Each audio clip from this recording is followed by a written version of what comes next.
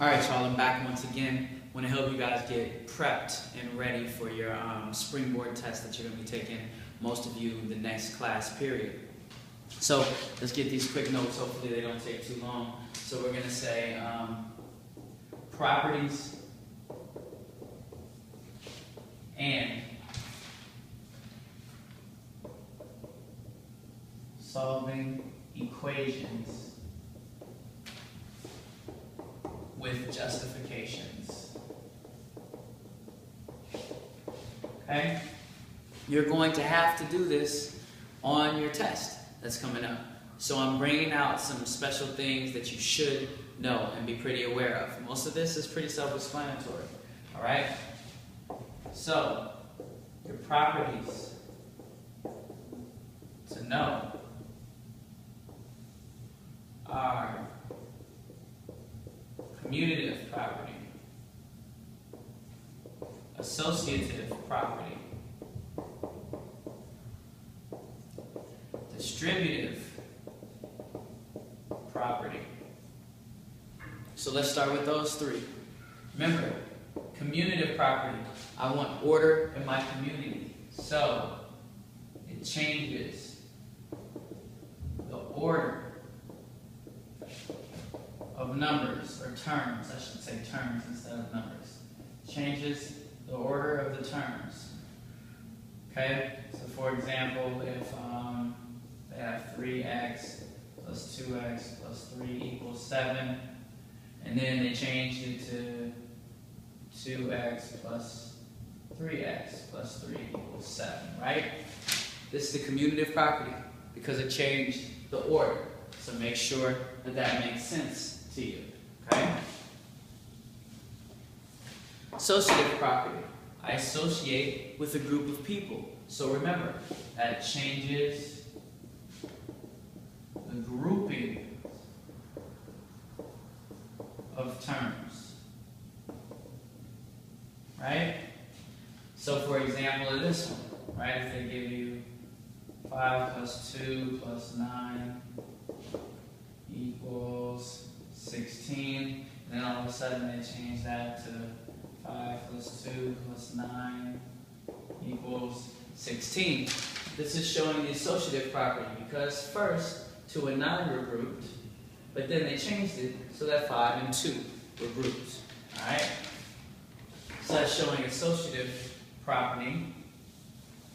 Distributive property, which if you don't know distributive property, slap yourself right now. Plow. You gotta know the distributive property. It is when you take a number outside the parentheses and multiply it with everything inside the parentheses. Right? So an example of that one is going to be, when they say, 4 times x plus 2 equals 18, and it turns into 4x plus 8 equals 18. This is showing the distributive property, because all they did was, 4 times x is 4x, 4 times 2 gave me 8. So from here to here, they use the distributive property. Please make sure you know those properties, okay? A couple other properties to know are the, what are they called? Properties of equality. So the 4 properties of equality, right? So you have the addition property of equality, the subtraction property of equality, the multiplication property of equality, and the division property of equality. All this says is when you either add, subtract, multiply, or divide. So this works for adding, subtracting, multiplying, or dividing. same number to each side of an equation,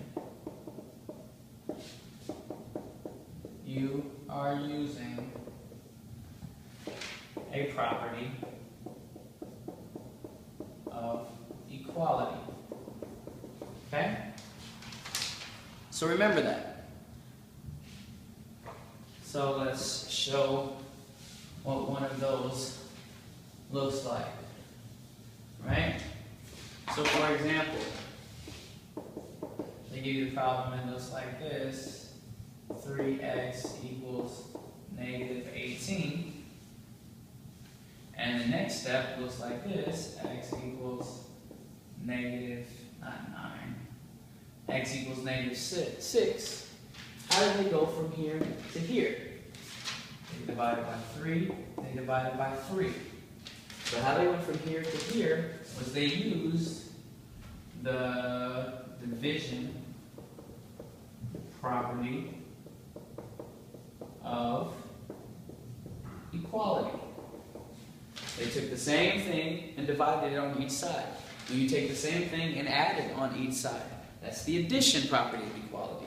If you take the same thing and you subtract it on each side, that is the subtraction property of equality.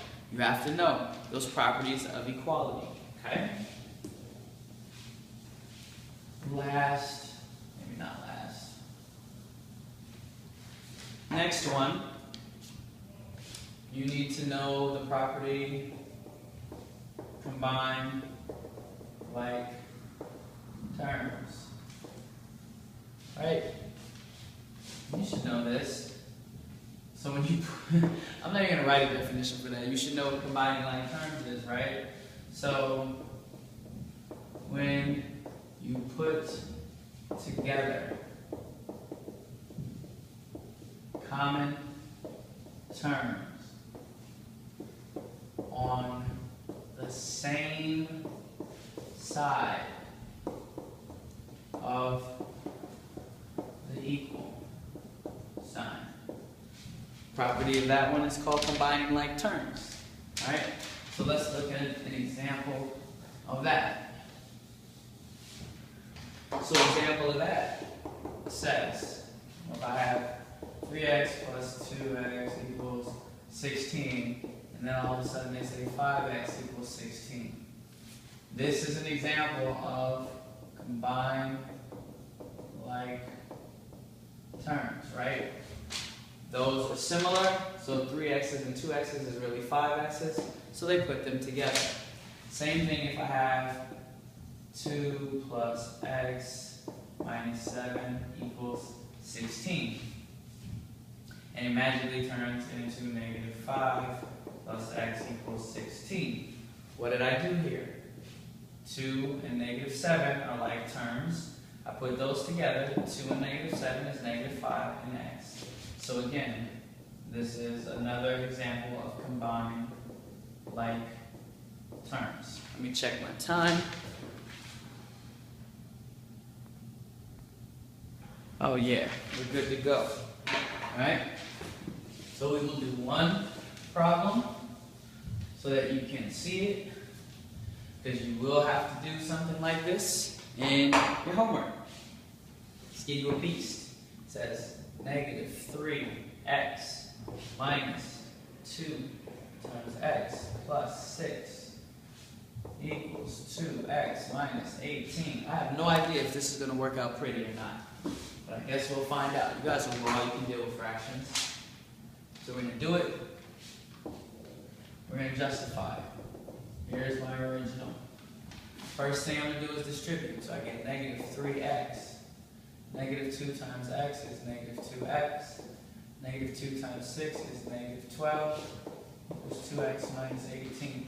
My justification is distributive property. Step 2. See right here, I can combine like terms. So this becomes negative 5x minus 12 equals 2x minus 18. My justification, these terms are similar, so I'm going to put them together. So this would be combine like terms. My next step, I don't want this 12 over here, so I'm going to go plus 12 plus 12. So I have negative 5x equals 2x minus 6. I add it on both sides. That means it's a property of equality. It is an addition property of equality.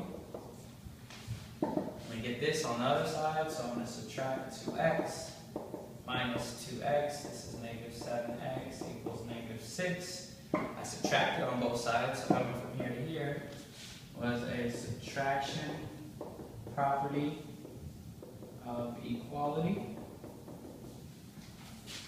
And finally, we go divide by negative 7, divide by negative 7, x equals 6/7.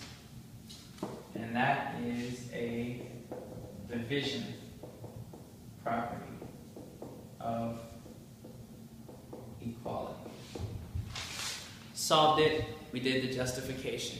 Next couple videos, got a couple special things coming up. Hopefully you'll enjoy them. Hopefully you're going to study your stinking videos tonight and tomorrow to get ready for these tests. Last time you guys didn't do that. I went over class and reviewed today about what you need to study. You wrote it down. Study those things so you can do well on the test because I know you guys are capable.